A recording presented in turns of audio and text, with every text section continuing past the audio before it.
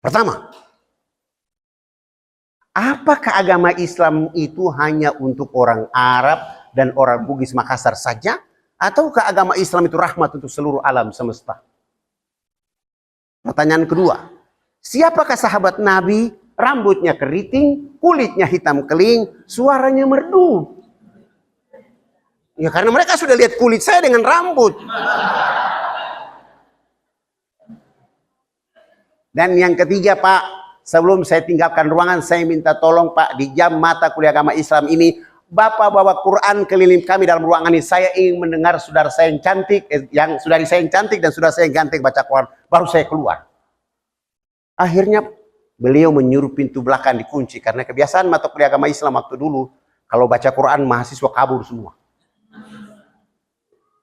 Beliau kunci pintu belakang dan depan, lalu beliau bawa Quran keliling kami.